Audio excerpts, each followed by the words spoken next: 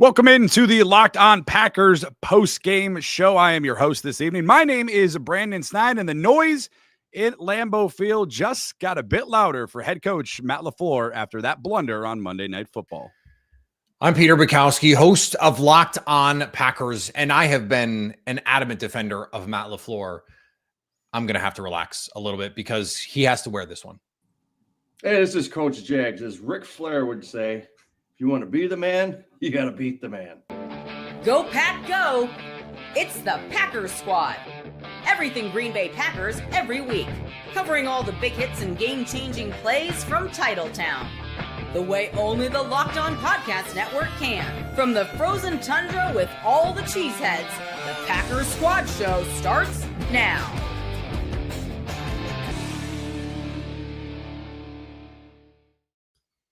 You are Locked On Packers, part of the Locked On Podcast Network, the now #1 sports podcast network, your team every day. Follow the podcast on Twitter, Locked On Packers. Like us on Facebook. Subscribe to the podcast, Apple, Google, Spotify, wherever you find podcasts.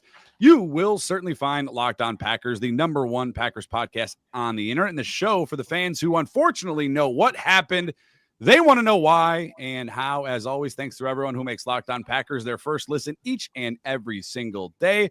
Tonight's episode is brought to you by FanDuel. Right now, new customers can bet just $5, and if that first $5 bet wins, you'll get $300 in bonus bets to use across the app. An ugly one, gentlemen, for the Packers. They fall to the Eagles on Monday Night Football, 10-7, the final score. Hopefully you bet the under for the line there at FanDuel. I think they had it at 44.5 earlier this week. It was about as ugly gets for the offense for most of this one. Now sitting with that loss, 5-3-1 on the season. 3 of those losses, all 3 of them, by a combined total of 9 points. The defense guys in this one did their job, contained the offense for the Eagles. Coach, lead us off here. Your gut reaction after the second straight home loss for the green and gold.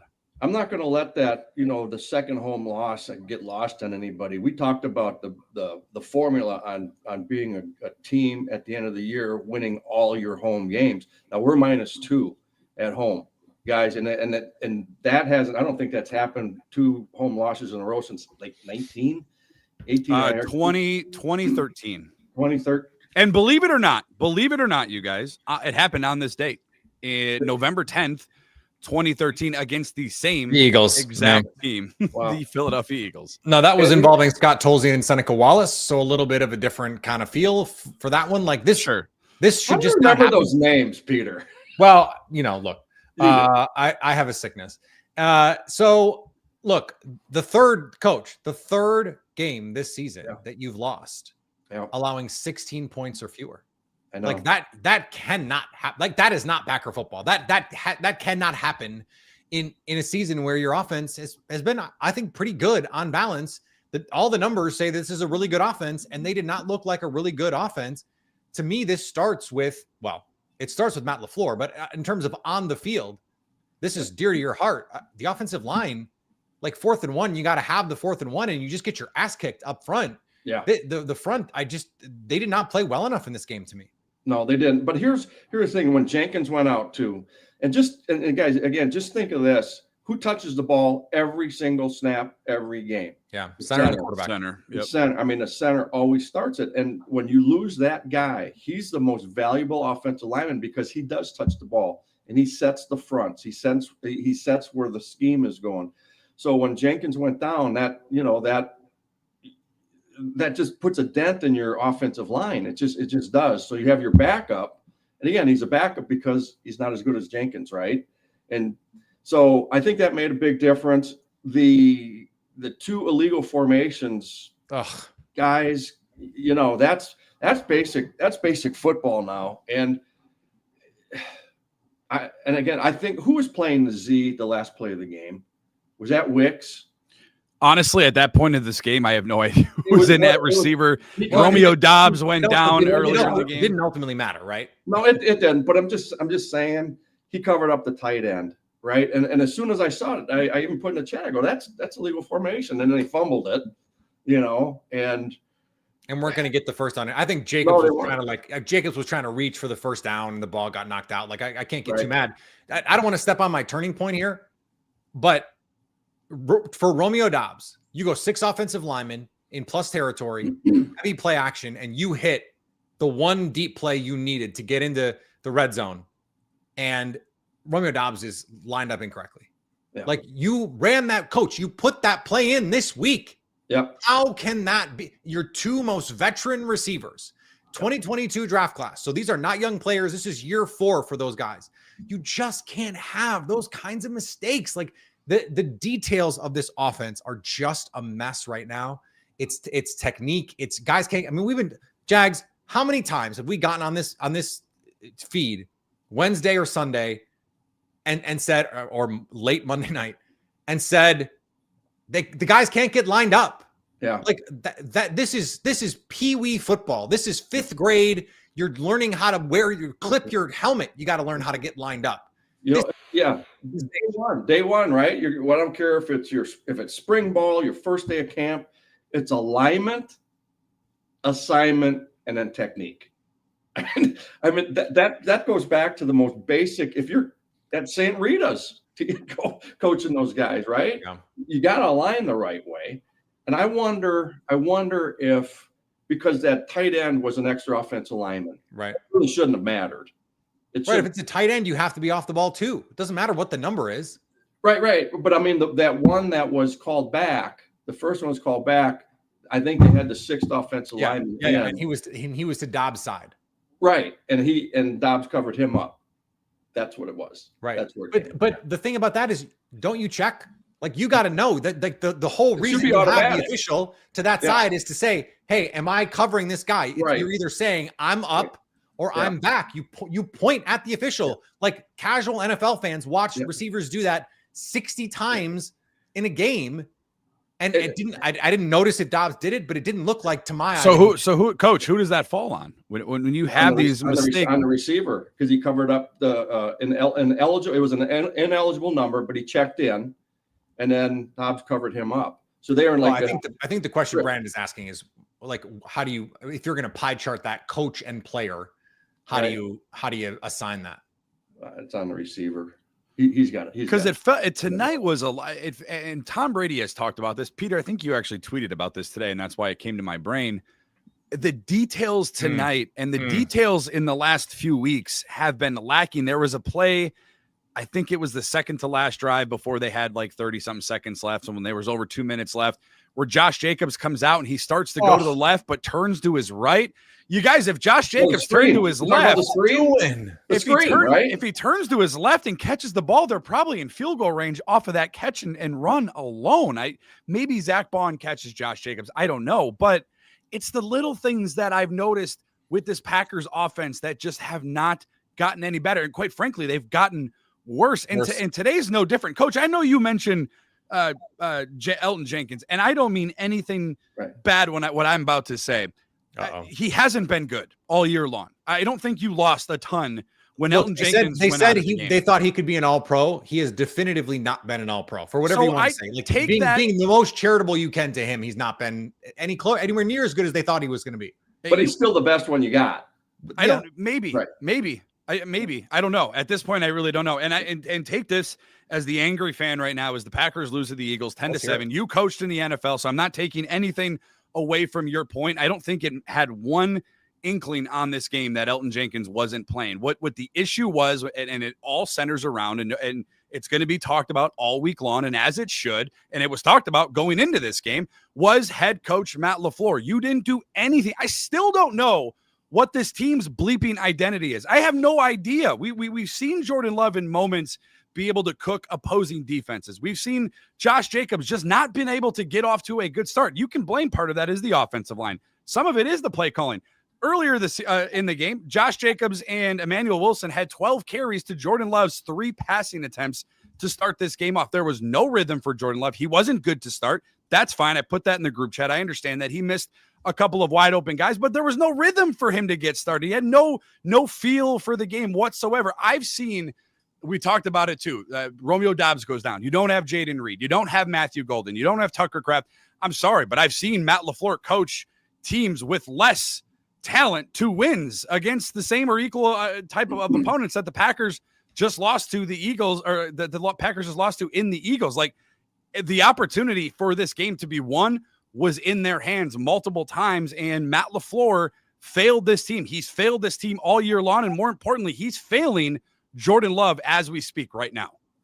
One of the things I think that, and I mentioned it last week, is one of my favorite Packers right now was Kraft. And I know he's a big damn deal, guys. I mean, you got a Pro Bowl tight end that can catch the ball in the middle of the field, and they didn't have that today, where Kraft was making plays. They didn't try though, Coach. But I know, but who is that guy? And you guys said it was Musgrave. He had what, 3? But you gotta be able to. Hey, Peter, am I right or wrong? If you're playing two shell, attack the seams is a good way to kind of get to break some of that. It depends on if they're in true cover 2 or if they're in quarters. Like we know you can be quarters over the top because the Eagles did it for a touchdown.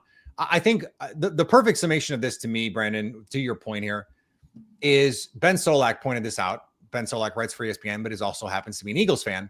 On the 4th and 1 run, look like, Coach, you and me can talk about it. We'll look at it. I'll send you the clip. Yeah.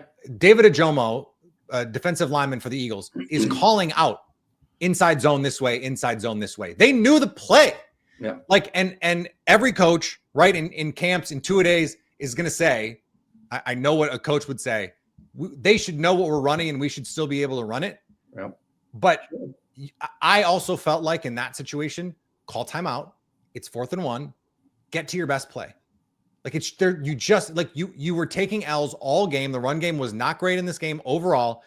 And you just you go inside run with 1:30 left in just standard inside zone on 4th and 1. Like I sometimes, and I'll be the first to say, I get annoyed when it's some trickum dickum inside run. And the fact that Jordan Love kind of fakes the run to make it look like it's zone read, made it seem trickier than it ended up being. I think I called it out on the post game podcast. Like it was a trickum run. It wasn't really, was really just inside zone.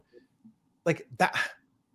Come on. Like I need a better play there. You're marching the ball down the field. This is your chance to go win the game. And you take a fat L up front. Yeah. In part because the call, I just you got. And you knew you were going to go for it. You knew when Musgrave was short, you were going to go for it. You knew it right away. And maybe you had that 3rd down play drawn up where you knew it was likely going to be a yard or 2 short. You knew what you should have known what the next play was going to be. And for that, it felt rushed, Coach. It didn't feel organized. It felt messy from the start. And what do you know? I mean, it was, not the deciding point in the game, but I mean, it might as well should have been. I'm going to tell you which one that was even crazier, guys, is a jet sweep. I mean, we ain't seen it. We ain't seen that in a couple of weeks, and we run a jet sweep, and that was, that's not a good call right there. I didn't think it was. We're on the offense. We're talking about the offense. Matt LaFleur was at the podium just moments ago after the Packers lose to the Eagles 10-7, their 2nd straight loss at Lambeau Field. Let's check in on Matt LaFleur talking about that Packers offense. It's been very, very choppy, I would say, as of late. So it's mid-season now. I'm sure you would like your guys to be ascending too. Why has it gone the wrong direction? That's a great question, Bill. I don't think I'd be answering the question if I had the answers for it. I think when you look at it, like I mentioned, just a lot of those situational ball, we just weren't clean and had, whether it was penalties, there was a drop there on a 4th down. I'll always look at myself first and foremost. Are we putting the guys in the right plays? Do we have opportunities to throw completions? I don't think it was. They played soft zone the majority of the game. I would say in the second half they started to man us up a little bit more, and they're just kind of waiting for you to mess up. And unfortunately, we messed up way too many times. Shout out to BillHuber.si.com with the question there for head coach Matt LaFleur after the Packers lose 10-7. Peter, I don't know about you. Can I throw one right on top, a quote right on top, and you don't even have to ask a question because I'm ready. I see that. Go for it. He's eager. Jordan Love was asked about if they have the right game plans to attack defenses. Okay. This is the first time I've heard Jordan Love answer a question like this since he's been the starting quarterback. And damn it, I am so happy that he did. He was asked if the team has the right plans to attack defenses. And he says, I do think we are. We just got to execute. We've got to take those shots and make the defenses pay. So he's with Matt LaFleur on some of this. But his execution is part of the problem here. And so the players, like coach, you are when you're calling a play, you got to execute. Yep. So it's not just Matt LaFleur, and I'm with that. Yeah, I'm with that. Right now, he's part of the problem too. Like the sack, you got to eat that. Yep. It has right to before be halftime. The deal there. You have to eat that. He missed some guys early on, to Brandon's point, but Brandon, like, I'm first of all, I'm not sure Jordan Love believes what he said, but I appreciate him saying, not throwing his coach under the bus and being like you won't do that. He said, I got a lot of trust in Matt. I've been with Matt since I've been here. That's not anything that's wavering. I believe Jordan Love, but I'm not sure I believe that Matt LaFleur feels that same way. And that's the problem here is I joked during the game, if they're going to call the offense this way, just put in Malik Willis, because it felt like that. It just felt like they didn't trust Jordan Love to go do it. And like, I don't know where you go from there. Like, what is the solution to that? Because it feels like Matt LaFleur is calling the game for a team he would like to have, not the team that he has. And I would like to see them like get spread it out and throw the ball a little bit more. I'm sure Jordan Love would like to do that too. And I know that Jordan Love is not going to say, I'd like to do that, but in a year or two, he might. And this is the question. I think this is the problem for the Packers is, and I mentioned this on the postgame show, Coach, and Jordan Love said this, and this was the part that I wanted to get to. I feel like we're letting the defense down. I got on a tangent, so I'm sorry. But you feel like you're letting the defense down. And I mentioned this on the postgame show, that when this happens and your offense can't get going and your defense is consistently getting stops, we saw this with the Legion of Boom Seahawks. They won all the time. And guess what? The defense hated Russell Wilson because they played games where they held the team to 10 points. They still hate Russell Wilson. Well, this is what I'm saying. But the offense couldn't score. And they're looking at that guy going, what the they're rassafrassing him under their breath the whole time. And you worry about that. Is that going to happen with the coach? Like Jordan Love believing in Matt LaFleur is cool.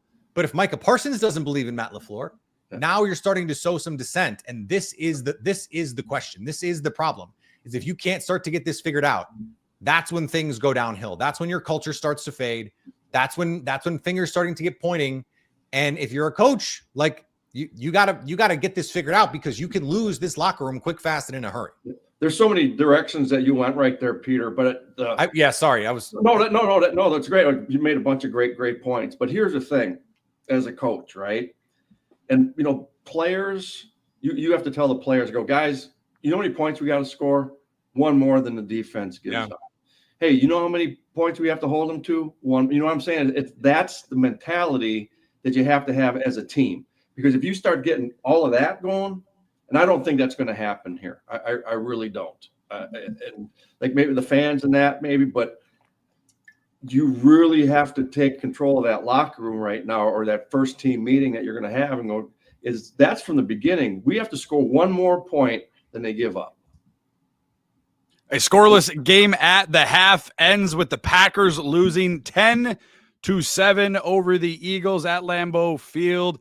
When did this one turn for the Eagles, and when did it turn for the Packers? We debate our turning points right after this. I'm Cody Rourke from Locked On Broncos, and this episode is brought to you by Peloton. Peloton is shaping the future of fitness with the brand new Peloton Cross-Training Tread Plus, powered by Peloton IQ. This is Peloton's most advanced equipment yet, giving you real-time guidance and endless ways to move, whether you're running, lifting, or you're cross-training with your favorite instructors like Alex Toussaint. It's training reimagined to make your workout more personal. Peloton is built for breakthroughs. With features that help you plan, stay motivated, and hit peak performance, you can let yourself run, lift, flex, and go, while Peloton handles all the rest. Plus, Peloton IQ provides real-time strength coaching, tracking your progress and suggesting weights that challenge you so you can get stronger. Plus, the new movement tracking camera, it counts your reps and corrects your form in real time, making sure every rep is safer and smarter. So, let yourself run, lift, flex, push, and go. Explore the new Peloton Cross-Training Tread Plus at onepeloton.com. Thank you for making Locked On Packers your first listen each and every day. And thank you for making Locked On the #1 sports podcast network. The Packers lose an ugly one on Monday Night Football. That wasn't ugly if you were a defensive fan. I suppose the Packers defense holding up their end of the bargain. The Eagles defense doing the same for Philadelphia. But nonetheless, the Packers do lose 10-7. Had opportunities in the first half and in the second half. Coach, I'll start with you. The turning point today for the Packers in their 10-7 loss. I think it was Barkley's catch for 41 yards. I think that was huge, because really up to that point, he's a great runner, man. His vision and everything is phenomenal. That's why he's so damn good. But that catch he made, and then who did he make miss? Was that that was Carrington Valentine. Yeah. So, but I thought to your point, I thought that was ball game right there. Like I just thought that was just such a big turning point in the game. Then they got the momentum, right? And that was what I thought was the big turning point in the game. Peter, what you got today? Packers losing 10-7. Multiple chances for the Packers offense, failing to get anything going in the first half. It's also, I should note, the first scoreless first half on Monday Night Football since 2009. I believe it was the Browns and Ravens in that game. The Packers and Eagles 0-0 at half. Where did this game turn for you, Peter, as the Packers? I think there are a couple of good options here. I think early on, the 4th and 2, not going for it on 4th and 2 in plus territory, running, the nonsense. We're going to try and draw you off sides. That never works. I think that would be a worthy option. I think the fumble in the Reds in plus territory, when you have a chance to get the field goal at the end of the first half, would be a worthy option. Jordan Love just holds onto the ball there. You at least have a chance at a field goal, though Brandon McManus, you never know. But for me, it was that Romeo Doubs illegal formation, because you get the ball, chunk play, Christian Watson into the red zone. They run the ball so well in the red zone. Yep. And they've been a mess in the red zone, over the course of the season, but that was the chance. And that was the chance to really take control of the game and to have that play called back. That was just such a killer.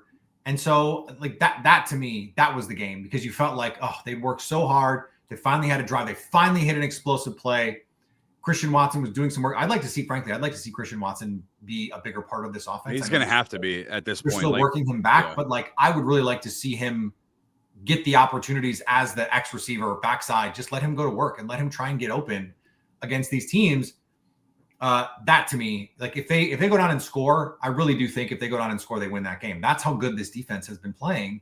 The defense, guys, how many times this season, or how many times over the last 5 years have we watched a game and thought, if the defense could just get one stop, and then they don't? The Packers got 2 of them.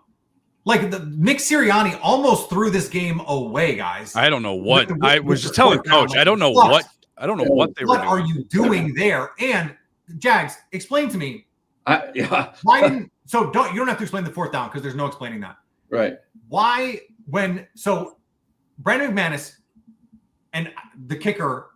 I loved this. He's still hurt, guys. He's got to be. He's still hurt, but he's trying to tell the long snapper. They called timeout. Snap me the ball. Snap me the ball. Snap me the ball. I want to kick. I want to see. Yeah. And Joe Buck said, he was well short. They showed the replay. No, he wasn't. He was 3 or 4 yards short. Yeah. And then they go back out on the field. And I was like, oh my God, this is going to be genius. They're going to pick up 5 more yards, because the Eagles are playing off, and they're going to give Brandon McManus a chance to make a kick he can actually make. Yeah. And then they run a no play. I don't think Jordan Love was ever going to actually throw that ball to a receiver. And with the way that they were playing coverage, Coach, why not? Yeah. The odds of you making a 65-yarder are, let's call it 10%, right? Right. But if you add 5 yards, yeah, okay, maybe the game clock expires, you get pushed back or something weird happens. You don't get a chance to kick the ball. It's kind of who cares? The 5 yards could have been the game. They could have. I think Brandon McManus could have made the 60-yarder. He had the leg. Yeah. Why not try and get 5 yards there and give yourself a chance in 5 seconds? Do you think they did? Because they did have a sideline route called. Because they were in a prevent, right? But Love sailed that ball 10 yards over. He did. But I think they were trying to gain some yards on that, Peter. I do, and maybe it was just a bad throw or over. I think they were trying to as well. I don't know that it was. I think what my guess would be if but they had to do that to pick it up, Pete. I mean, that's what I mean. I don't know why they wouldn't have tried. I think what it was like, Jordan, if you see them break on the ball, sail it. And if they don't, throw it to them. If they're going to just give you 5 yards, take it. And if not, throw the ball away. My guess is that's what happened. But I would have just tried to get the 5 yards. And by the way, I would have thrown it to Christian Watson up top, who had more of a cushion and is Christian Watson, for crying out loud. Right. So, I mean, I would have been fine if you tried to double move that with Christian Watson on the outside. Like, just try and give yourself a chance. Christian had a chance earlier. I love Christian Watson. You're going to be hard-pressed to find a bigger number 9 fan, and I'm not talking about J.J. McCarthy, than myself, Peter, because early in that game, and I know he probably didn't track the ball properly, but Love threw one up there, and I think if Watson goes back and watches the film, which I'm sure he's doing, he probably has a great opportunity to make a play on that ball and probably score early in that game and set a completely different tone for the rest of the game. So, yes, a lot of this is on Matt LaFleur, but a lot of it is on the execution from the players. The players play, coaches coach. Coach, you can attest to this better than I can, but at some point, both of those things got to marry each other. Improvement, Brandon. Like, this is the same mistakes we've been seeing I agree. for 3 years here. So at a certain point, it is like you either need the better players or you need better coaching. Like, it has to be one of those things. Why do you not, when you need the run after catch stuff, like, where is Savion Williams? Where is some of the cool gadgets? I'm not talking about RPO screens. I'm talking about, like, if he was out there a decent amount, let him play. If you're going to let him play, let him play. And maybe I'm crazy. I'm not the smartest. There's no doubt about it. But Peter, I'm just confused on why these receivers are used in the way that they're used. Like, we've been screaming about Matthew Golden being misused and these bubble screens and whatnot are just same with Savion Williams. You want to use him for the gadget guy, that's fine. But we haven't even seen him go downfield yet.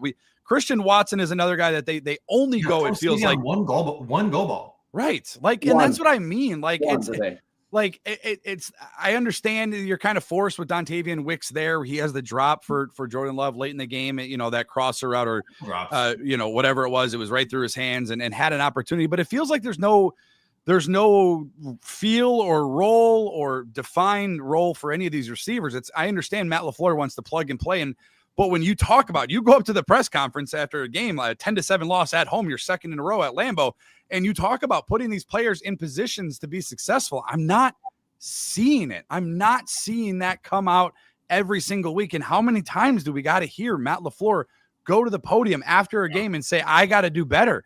We know, man. We are watching the games too. You've lost 3 times this year and it combined by 9 total points. Carolina, Cleveland, and now Philly at home. My turning point, before we get lost, because we're going to move on from the turning points, and we're going to get to more from you guys. But my turning point, and Peter, you mentioned it. I think, Coach, you possibly mentioned it as well.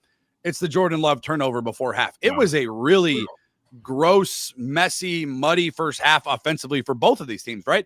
If you get out of that first half, and if you're the Packers, and I am a Packer fan, I was getting ready to, man, I'm going to feel pretty good about being up by 3 going into this half. Like, I'm going to feel not great, but I'm going to feel, wow, okay, that's a lot better than what I expected. Certainly off the Philly, after the Philly first drive, thank you to Edgerrin Cooper, who punched the ball out. It looked like they were going right down the field to put up points on the Packers defense, but that changed really quickly. And then on the flip side, you're thinking, man, this game has been back and forth. The defenses are both playing really good, but if we could get out of here with a 3 or a 7, man, do I feel really good. And Jordan Love, and this is the part where nobody else, Matt LaFleur isn't the only one to blame in this loss. Really isn't the only one to blame for the Carolina Panther game either. He's a big part of it, maybe the biggest.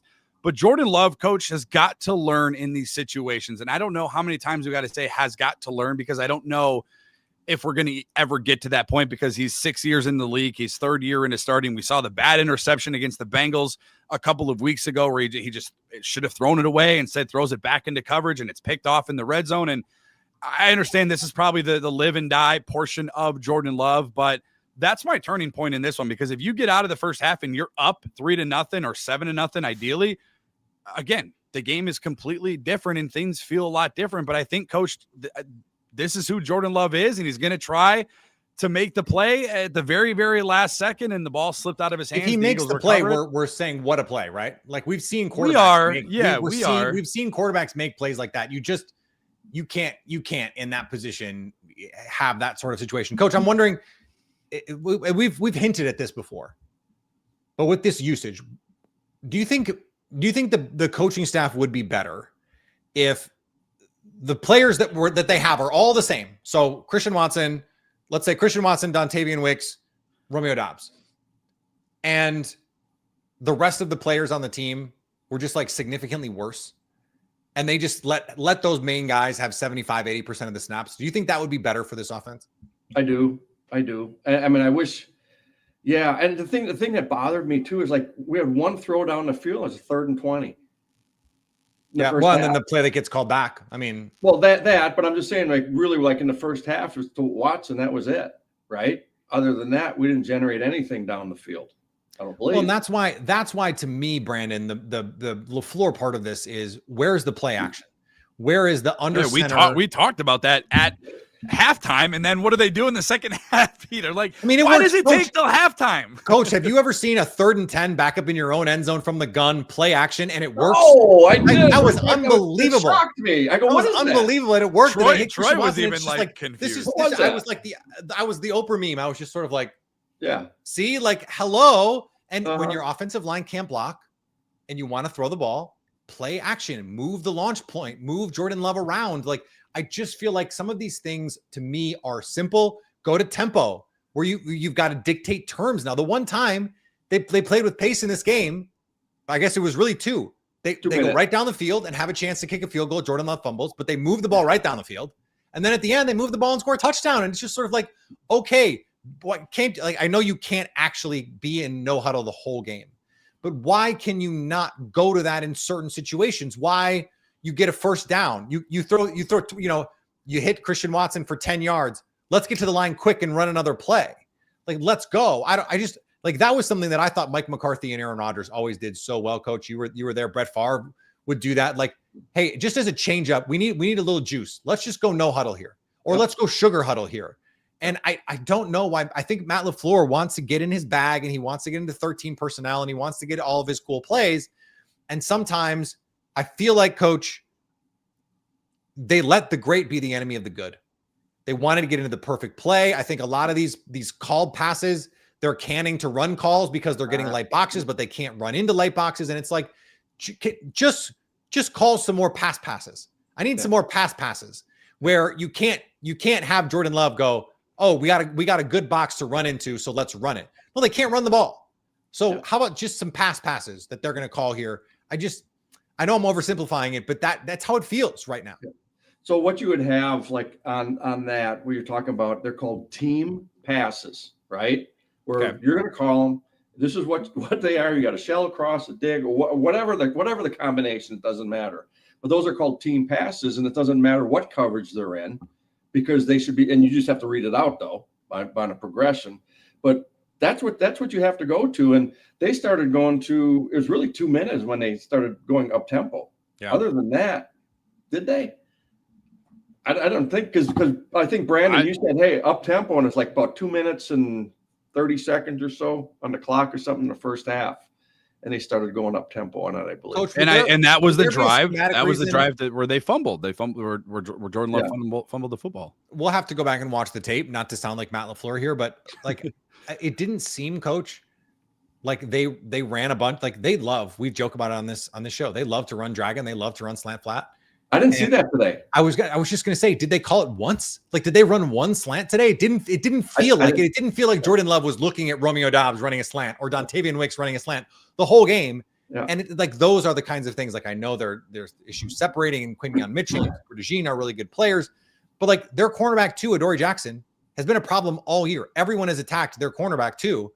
And every time I look up, it's like they're throwing a contested ball at Quimion Mitchell. I'm just like, I feel like I'm taking crazy pills. Their cornerback room has been the one thing that has really kind of been worrisome for that Eagles defense, you guys. Like, they went out.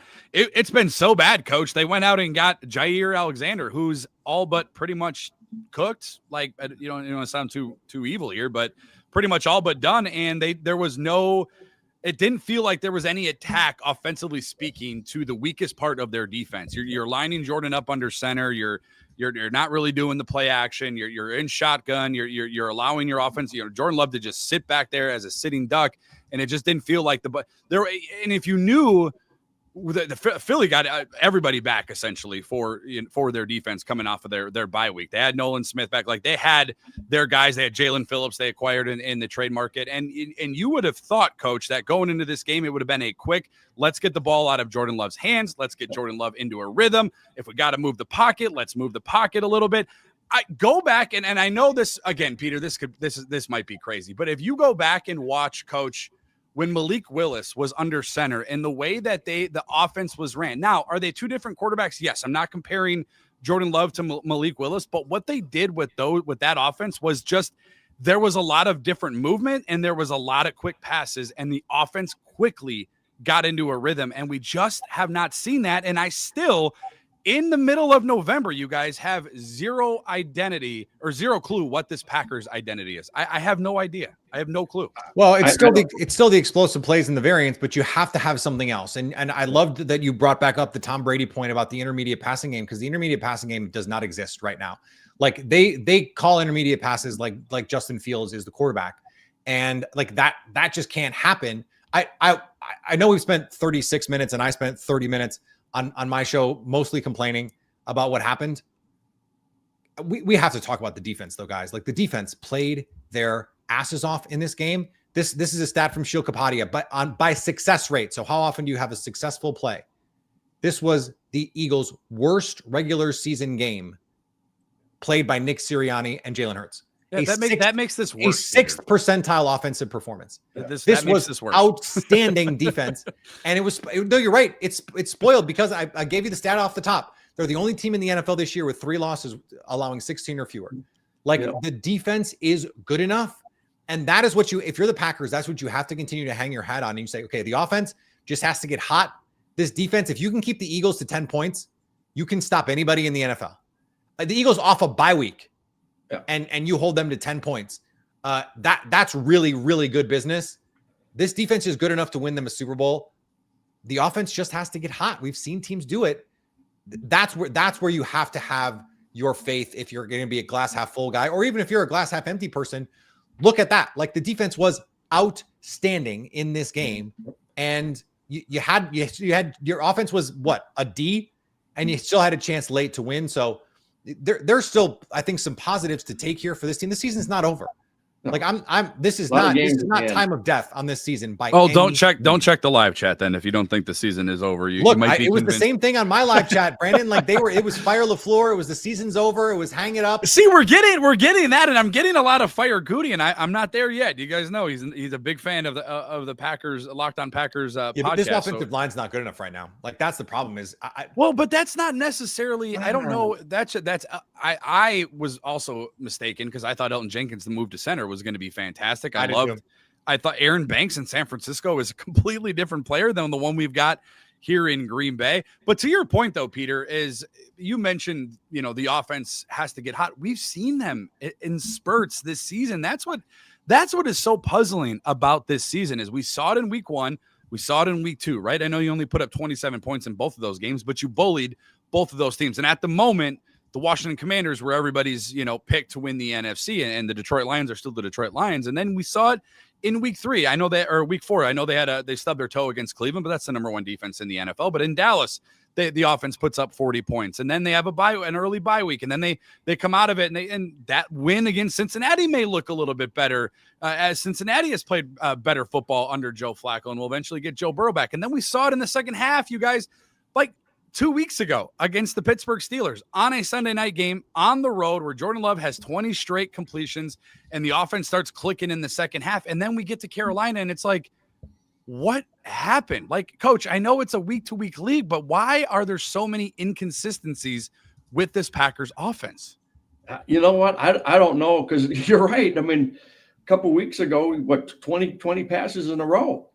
I don't understand. I don't clicking. I don't understand. And again, guys, I'm not. I would love to be in that offensive staff room and be able to game plan that with those guys. But every week is different because you go off of formations is how you game plan. And hey, we're in trips. This is what they play. We're in 2x2. This is what they play. We're in 12 or whatever. But that's how it's done. But like today, again, I didn't know what the hell they were trying to do. It was like small ball, but I saw a couple stick routes. I didn't see slants. They had 6 pass attempts in the first 4 drives. I know. I mean, what are we? What I that's. But I tell you what, I think that Philly got some push up front too now. That pocket was collapsing. It wasn't a clean pocket. Well, and Jordan Love, and you can tell, and Peter, you can correct me if I'm wrong. Jordan Love doesn't trust his. Matt LaFleur might not trust Jordan Love. Jordan Love certainly doesn't trust his offensive line because 2 of those first 4 passes. You could see that a number of times in this game. He's like I thought on the first drive when he has Romeo Doubs. Yeah, he also faded into pressure, and so like you have a guy lose right up the middle, and you go oh you know what. And you bail out of there. Well, you gotta have a better plan there. But there were times when, and I thought Troy Aikman did a pretty good job on the broadcast of pointing out, like, hey, yeah, he has somebody open, like the one where he throws short. He's got to wait for Christian Watson to get open. If he waits, Christian Watson's open. He didn't feel like he could wait, and I think it's hard for me to blame Jordan Love for not feeling like he can wait. And also, it's 3rd and 8, so like these guys know you got to throw the ball. The ball's got to come out. So it's hard for me to like put some of that stuff on Jordan. What did they start the game? 0 for 5 on 3rd down. Yep. But it felt like every 3rd down was 3rd and a mile. You just can't live that way. The reason the Packers were the number 1 3rd down offense this year is because they're in 3rd and short so often. I hate the early down runs. It just boggles my mind that they continue to stick with this despite the fact that it's not working. But coach, I'm not great at math. If you have a 3-yard run on 1st down and a 3-yard run on 2nd down, what is it on 3rd down? 3rd and 4. Okay, that's a nice down and distance to be in. It sure is. But so, like, if you're getting 1 yard on 1st down or -3 on 1st down, now you have a big problem. And so this is the problem: is they can't be explosive in the run game. If you can't be explosive in the run game, you have a real issue because teams are just too good. You're not going to be able to live and get 5, 6, 7, 8 yards a crack. Even the Lions can't do that. And they're a really good running team. And so like, that's the part of this that the pieces don't fit together right now. I joked, coach, that I think Matt LaFleur is a really good coach who is calling the game right now like a bad coach. And I kind of still think Brandon's point about Malik Willis is a great one. Cause like, we've seen it. We know he can put together a hell of a game plan. We know he can call a great game. We've seen him against elite defenses have them just like absolutely with no answers. And that's what makes this so frustrating for me is like, I know this team is good enough. I know Jordan Love is good enough. I know these receivers can get open and make these catches. I know they have enough. It's just so frustrating to not see them play to their potential. And coach, it has to be a little bit like a parent as a coach, because you can only do so much, right? Like, and Brandon, like as a dad, like you get this. You can't make the decisions for them. You can't do the thing for them. No. You can only bring the players to water. You can't make them drink, right? And so it has to be so frustrating because the coaches know too. Matt LaFleur knows these guys are good enough to make this all work. Yeah, you got to put your guys in a position to succeed. Yeah, that's your job as a coach, and then those guys have to perform too. Now we had a couple drops. Oh, I mean, had a few, handful. Yeah, that was almost my turning point because that felt like if you could get that going, like the defense was rolling it. I think that was in the middle of that, like 3 or 4 straight 3 and outs that the defense had forced. Can we pivot to the defense a little bit? Like, yes. I feel like Can we stay on the offense? Because we have a little bit of breaking news I want to get to real fast, and then we will pivot to the offense. This is from ESPN's Rob Demoski. According to his sources, X-rays showed Elton Jenkins has a fracture in that leg, so that he sustained on that injury, which that's probably his season. Non-weight bearing, no? Non-weight bearing? I'll read his whole tweet here, and you can kind of take what you take from it. The Packers announced it as an ankle injury, but it is possible it could be lower leg. This is Rob Demoski still tweeting. A fracture might actually be better than torn ligaments for Jenkins to possibly return this season, but I can assure you that would at least knock him out for a month. If it's a fracture, at least 4 weeks for Elton Jenkins, which means that he'll miss the Lions game coming up on Thanksgiving. So not good news for the Packers offense. Peter, you were talking about the Packers defense before I rudely interrupted you. No, that's please. Sean Ryan, come on down. Yeah, get comfortable. Yeah, and I think Brandon is right. Like, I don't know that the difference between Sean Ryan and Elton Jenkins is going to be that much. I just don't think Elton Jenkins has been that great. The problem that creates here, guys, is if you wanted to give Jordan Morgan a chance to play left tackle, if you wanted, hey, let's mix things up, let's see what he can do, you can't do that now because Jordan Morgan's got to be your right guard now because Sean Ryan's got to be your center. So, and what's your recourse if Aaron Banks gets hurt again, which has happened a bunch? Like, it's getting thin now. So this has got to be your line now for a while if you can make that work. Okay, the defense. The stat sheet is not going to show that Micah Parsons was incredible in this game by any means. In fact, you got to really scroll down the stat sheet to find anything. In fact, on the ESPN stat sheet, there's nothing because they don't chart pressures. I thought he was consistently impactful in this game, Coach. I thought they moved him around really well. He won cleanly and quickly a number of times. I thought he moved Jalen Hurts off his spot. And I love the way that this run defense played. 3 yards a carry against this run offense. Yeah. And Saquon coming off his best game prior to their bye week. They really thought they had found something going under center runs, under center play action. And I thought they had it all put together. Carrington Valentine played what I thought was his best game as a pro. Like, I was really impressed with what I saw defensively in this game. Yeah. The thing is, too, you're right. The stats don't show it because that's really 2 weeks in a row without a sack for Parsons. I know, but he impacts the game. He didn't have a pressure last week, though, Coach. I think he's going to get 5 or 6 at least in this game that he's going to get credited for. And some of the biggest ones too. A couple of them where he's chasing. He's so damn explosive. Yeah, he just plays at a different speed than everybody else.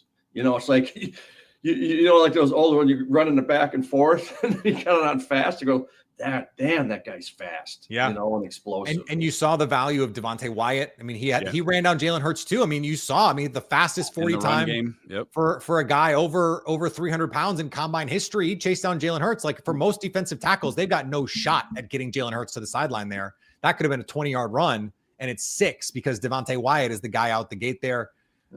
Colby Wooden making plays in the backfield. They set the edges really well, I thought, Coach, and did not let those runs bounce because Saquon loves to bounce a run. He loves to see, okay, inside zone, nothing there, kind of muddy in the middle. I'm fast enough and explosive enough. Let me get to the outside. They set hard edges and your guy, Edge Brandon, Edge Cooper played, I thought, his best game of the season. It wasn't just the fumble. He looked fast to me. Quay Walker coming down. Decisive. That's the thing with Edge. Decisive. Got to fire your guns, right? Yeah, Coach? we know. He's got it. Fire those guns and come downhill. I'm going to put. Go ahead, Coach. They were trying with Barkley. They were trying to run duo a bunch underneath a ton, and the thing is, they kept trying to run it to the 3-man side, right?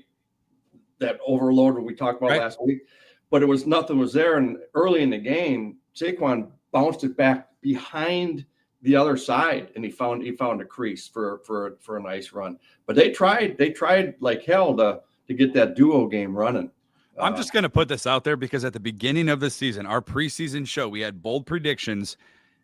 The Eagles play the Giants twice. Okay. The Giants just fired their head coach today.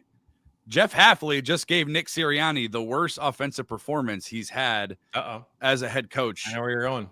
For the Eagles. I'm just putting it out there, Coach. I know you're sitting back in your chair a little stressed out. Jeff Hafley, if you're a New York Giant fan, I don't know, man. Come on down, looking pretty good. Hey, maybe Brian Daboll can come be Nathaniel Hackett. Hey, no, you don't want him around. I'll take it. Well, yeah. I'm telling you, I know the guy. You don't want him around. There you go. I want Coach Jags around. And speaking of Coach Jags, we do this called Coach's Classroom each week. What did Coach find? What play? What sequence? What exactly stood out to him? He'll take us to class next. Plus, at the end of the show, you'll get our game balls as the Packers lose to the Eagles on Monday Night Football. Tonight's final, 10-7. Stick around. Coach's Classroom and game balls coming up right after this. Today's Locked On Packers postcast show is brought to you by Rippling. If you're a business owner, here's the truth. SaaS promised to make work easier, but now The average company is buried by hundreds of apps that slow down your teams and simply just do not work together. That's SaaS. That's SAD, software as a disservice. That's why you need Rippling. It is the unified platform for global HR, payroll, IT, and finance all in one place. They've helped millions of businesses replace a mess of disconnected tools with one system designed to give leaders clarity, speed, and control. By uniting your employees, teams, and departments in one system, Rippling removes the bottlenecks, the busy work, and silos your software created. And right now, you can get 6 months free, FREE, when you go to rippling.com/lockedonnfl. Learn more at rippling.com/lockedonnfl. That's rippling.com/lockedonnfl for 6 months free. Free terms and conditions do apply. Today's Locked On Packers Squad Show also brought to you by our wonderful friends over at FanDuel. The NBA is back, and yes, the Bucks win, so at least we have that going forward, and there's no better place to get in on the action than FanDuel, the official sports betting partner of the NBA. Even if you miss the start of the game or you want to ride the hot hand, FanDuel has live bets on everything from who will score the next to the fourth quarter comebacks. Plus, you can even combine your live bets into the same game parlay for a shot at a bigger payout. It keeps every game even more exciting, especially when your team's making that late push. Right now, FanDuel is giving new customers $300 in bonus bets when your first $5 bet wins. So head to FanDuel.com, sign up, and play your game with FanDuel, the official sports betting partner of the NBA. FanDuel.com. The Packers fall to the Eagles 10-7. Matt LaFleur still hasn't beat Nick Sirianni, and this thing for the offense, whatever you want to call it, it just keeps piling up for the Packers in a negative manner. And each week, Coach, you take us to class. You love to take us to class. We call this Coach's Classroom.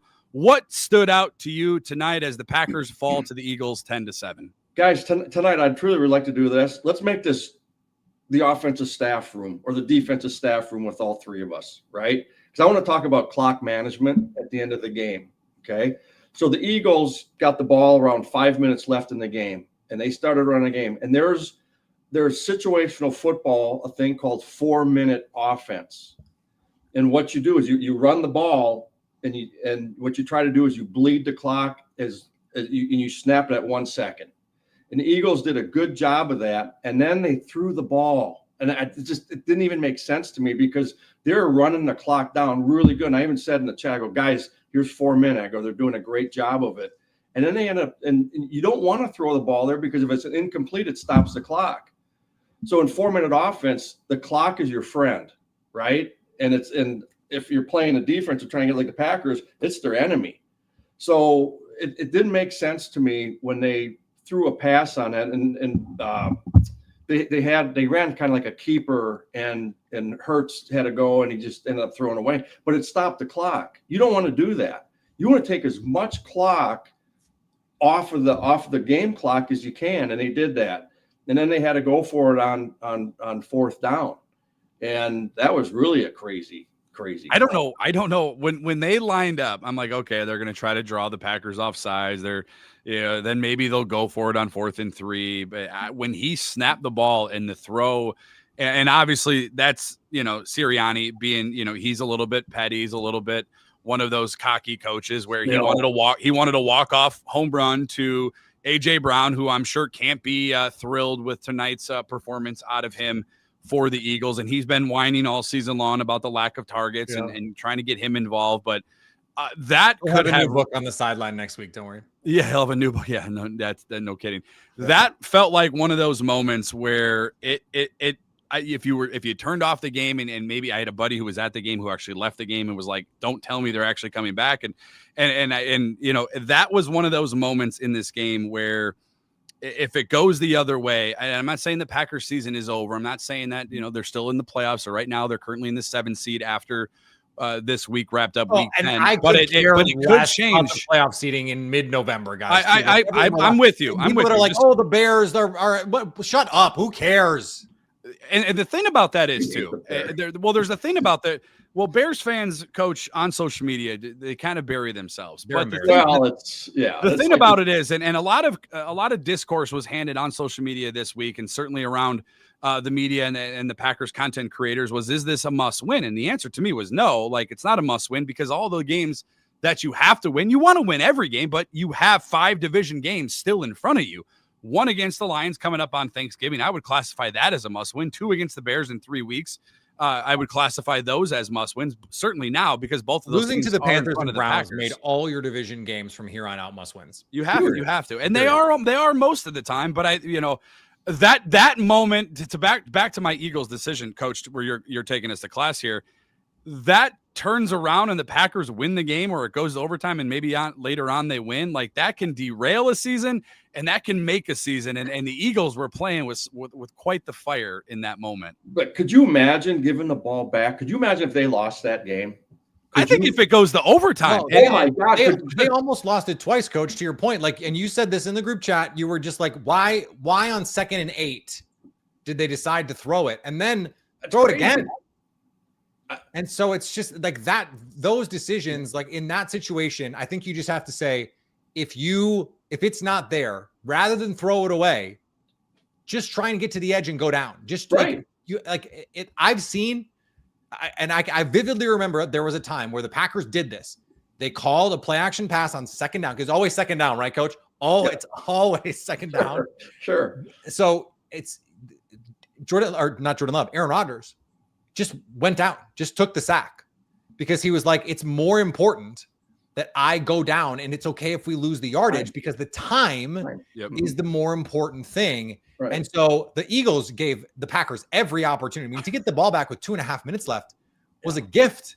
I mean, they had more than enough time if they could have executed to go down and score. I mean, Nick Sirianni, if the Packers, to your point, Coach, if they don't call, and the Eagles knew what they were calling. So apparently I got a little, while Coach was taking us to class, I did a little digging on this. So that 4th and 1 that I said that the Eagles called out, apparently the Packers had called that same inside zone in hurry up multiple times during the game, and they clocked it. So they knew what the call was. So Jordan Love is going up there and he's giving whatever the signal is, whatever the word is that says, hey, we're going to run inside zone here. So the Eagles knew the deal. But like, to me, Coach, in that situation, it's 4th and 1. You have 2 timeouts left. If I'm the Packers, I'm calling timeout there. Yeah. Like, let's get organized and get to the right play. Well, and I don't know about that. Jordan Love said, Coach LaFleur called that play. So even though Love is giving the signals, it was not his 2 minute to run. And I'm just like, that's more evidence in the Matt LaFleur doesn't want to take the training wheels off. Like, Matt, you got to let Jordan just go feel it. Just go call it. Let him play, because Aaron Rodgers always called the 2 minute. Even when Matt LaFleur called all the other plays, Aaron Rodgers called the 2 minute. And that was like a big deal that he was allowed to do that. I feel like you got to let Jordan call the 2 minute there. But I brought it up. I would have called the timeout. I would have called the timeout to get to the best. But then you don't have the 2 timeouts to stop the clock when there's a minute and a half left and they eventually got the ball back. So right. And then the game so it ended up working out. But that's how crazy the decision on second round was to throw, is because it created that much opportunity for them to screw it up and still get the ball back. That was the crazy part. Yeah, I agree there. So I kept talking about burning the timeouts, because you really, if you're on defense, you want to use your timeouts on defense is where you want to use them, right? And I thought, because you always have the 2 minute as a timeout. And the thing is, you can't let the clock keep going. That's when I thought it was such an error in Philly's part on throwing that ball to stop the clock. I was like, what did these guys do? The Packers call timeout there. That was crazy. And then I would have used it on the front end of 2 minute rather than on the back, but they didn't have to because Philly stopped the clock with an incomplete pass. So let's go around the horn. Game balls today as the Packers lose to the Eagles 10-7 as we wrap up the squad show post game. I'll start us off. And this shouldn't come to any surprise for you guys on the show and everydayers. Jeff Hafley getting my game ball today for the Green Bay Packers. I know the Eagles won, but they tried giving the Packers the game a few times, as we have mentioned. Jeff Hafley, I thought, was absolutely fantastic today. He moved around Micah Parsons, a little bit different what we saw in the Carolina game. He kept Saquon Barkley in check. He kept Jalen Hurts in check. Devontae Smith, I know he had a big touchdown catch, but for the most part, kept him in check. A.J. Brown, this is a team also coming off of did A.J. Brown play today? Right. And that's the thing. Like, this defense has done everything. We've mentioned it a few times on the show. Peter had rattled off the big stat. I'll let you rattle it off here shortly because I don't remember it off the top of my brain. But 3 losses on the season for the Packers and a 9 combined total points this season, all by 3 points. Each one of those losses by 3 points. The Packers defense came to play this evening. They were the only reason this game was close as they fall to the Eagles 10-7. Peter, game ball, who you got? I'm going to go your guy, Adrian Cooper. I thought he was outstanding, and that play was so momentous in the first half. I mean, they marched the ball down the field, and you go, okay, here we go. The Eagles are ready.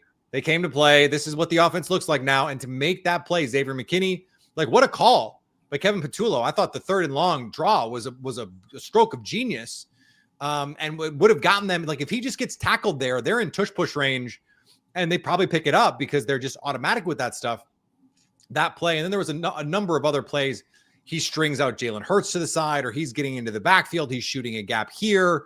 I thought he was this is the version of these linebackers, Quay Walker too, with the exception of the Saquon Barkley play, which I think was on him. But we'll look at the film and take a look. But I thought this was the best the linebackers have played all season. If this front and these linebackers play like this, they can beat anybody that they play this season. Yeah, we'll get the offense is going to get going. It really will. It really will. I don't know. I'm just telling you, it will. It will. I'm telling you, and I mentioned before, I thought that, and I'm saying it's like, well, Jags, why do you keep saying that? But the tight end needs to be a factor. But anyway, I thought that the defense played really well. Hey, let's give him the New York Giants job right now, Brandon. And no, let's not do that. Let's not do that. I'm just saying they play the Eagles twice a year, Coach. No, I know, but here's the deal. I thought that the blitz at Evan Williams that he called with Evan Williams that he tackled, that was a great call. It was. He did a great job. I mean, he was utilizing everybody. Evan Williams overall, I thought, played a really good game. I know he gave up the touchdown, but that's a but safety against the receiver. It was great. Like there's nothing you can do as a safety there. Great. We'll get them back. I'll tell you, we're going to be fine. I mean, you don't want to be sitting at 5-3-1, but you are. So, and you have all your you still control your. I don't want to say you control your own destiny because I know they're in 3rd place in the division, but they still have 5 divisional games lined up. So they're better than the Bears. The opportunity. Let's not get it twisted. Yeah. They're better. Coach, who was your game ball to? I'm sorry. I'm you know what? I'm going to give it to the whole defense. I was going to give it to Smith. You know, he had 2 big catches. The touchdown on 3rd and 12 was huge. But I want to stand on the Packers side of the ball. The defense played their asses off today. They really did.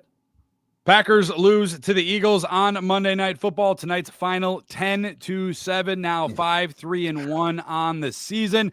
A friendly reminder: the Locked On Packers Squad Show and Daily Show with our guy over there, Peter Bukowski, free and available wherever you guys get audio podcasts, as well as over on YouTube. Make sure you hit that subscribe button for Peter, for Coach Jags, and for myself. We will sign off for now, but we will catch up later this week, just 48 hours from now. I mean, actually, probably less because it's after midnight here in Wisconsin. We'll get you set for the New York Giants, and a friendly reminder as well. What's that? I'm sorry, Coach. What was that? Brian Dable. There you go. Remember our guy Peter, he's got you covered all week long on the Daily Show. Make sure you listen. Make sure you subscribe and tune in. Thanks to each and every one of you for tuning in this evening. Thank you for making Locked On Packers part of your day each and every single day. Thank you as well for making Locked On the #1 sports podcast network. And as always, win, lose, or draw, stay Locked On Packers.